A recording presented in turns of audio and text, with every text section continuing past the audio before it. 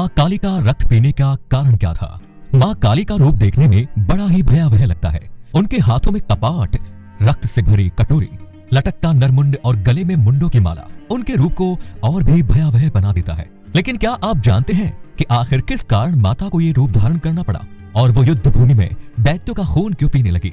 एक कथा के अनुसार पौराणिक काल में शंकुशिरा नामक एक अत्यंत बलशाली दैत्य का पुत्र अस्थि चर्वण हुआ करता था, जो मनुष्यों की अस्थियां चबाया करता था। उसके अत्याचार से तंग आकर एक दिन देवताओं ने क्रोध में आकर उसका वध कर डाला।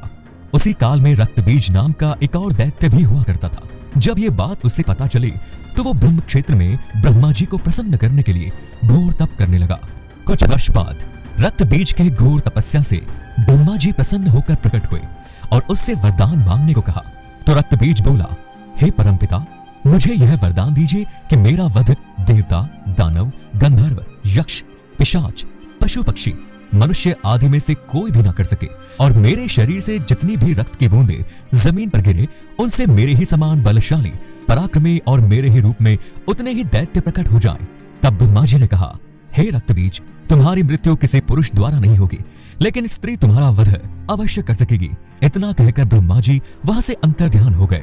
उसके पश्चात रक्तबीज वरदान के अहंकार में मनुष्यों पर अत्याचार करने लगा और एक दिन उसने वर के अहंकार में स्वर्ग लोक पर आक्रमण कर दिया और देवराज इंद्र को युद्ध में हराकर स्वर्ग पर अपना अधिकार कर लिया।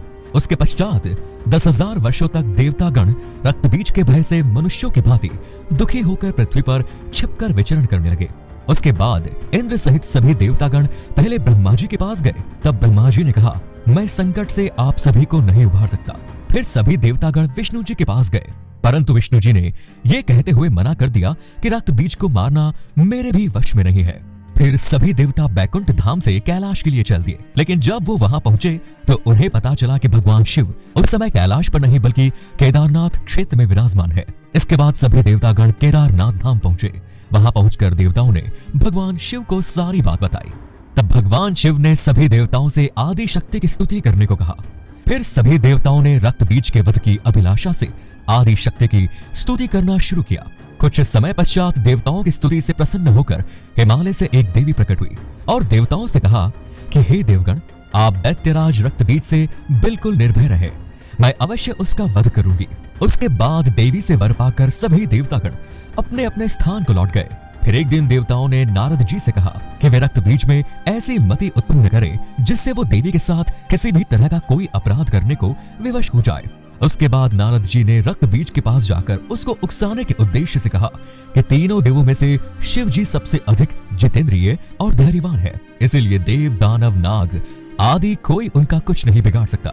नारद के वचन सुनकर रक्तबीज अपने दरबार में आ गया। फिर वो अपने राक्षस मंत्रीगण के साथ शिव जी पर विजय प्राप्त करने की योजना बनाने लगा। उसने सबसे पहले अपने मंत्रीगण से कहा कि यदि पार्वती मुझसे प्रेम करने लगी तो शिव का धैर्य अपने आप ही नष्ट हो जाएगा। फिर पत्नी वियोग के कारण शिव कमजोर भी हो जाएगा। उसके बाद उसे हम आसानी से जीत सकेंगे। फिर उसने अपने मंत्रियों को बताया कि शिव ने उसे स्त्री के हाथों मरने का श्राप दे दिया है, लेकिन वो ये नहीं जानता कि मेरे सामने जब इंद्र सहित कोई भी देवता नहीं टिक सकता तो भला मेरा वध एक स्त्री कैसे कर सकती है। इतना कहकर रक्तबीज जोर जोर से हंसने लगा। फिर थोड़ी देर बाद उसने अपनी सेना को आदेश दिया कि तत्काल तुम लोग कैलाश जाइए और पार्वती को प्रेम पूर्वक मेरे पास लेकर आओ, और अगर वो प्रेम से नहीं आए तो उसे घसीटते हुए लाइए।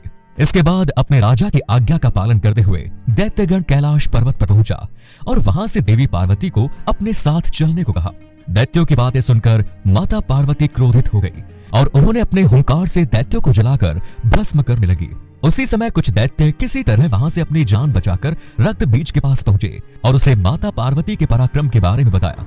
यह सुनकर रक्तबीज क्रोधित हो उठा और उसने अपने सैनिकों को कायर कहकर कारागार में डाल दिया। फिर रक्तबीज चंड, मुंड आदि जैसे असंख्य दैत्यों के साथ कैलाश पर पहुंचा और देवी के साथ युद्ध करने लगा। इस युद्ध में माता पार्वती सभी देवताओं की शक्तियों के साथ लड़ने लगी और चंड, मुंड सहित सभी दैत्यों का वध कर दिया। परंतु रक्तबीज के शरीर से जितनी भी रक्त की बूंदें धरा पर गिरती उससे उसके समान ही एक और दैत्य उत्पन्न हो जाता, इसीलिए अभी तक उसका वध नहीं हो सका था। फिर देवी पार्वती ने माँ काली का रूप धारण किया और अपना मुंह फैलाकर रक्तबीज का खून पीने लगी।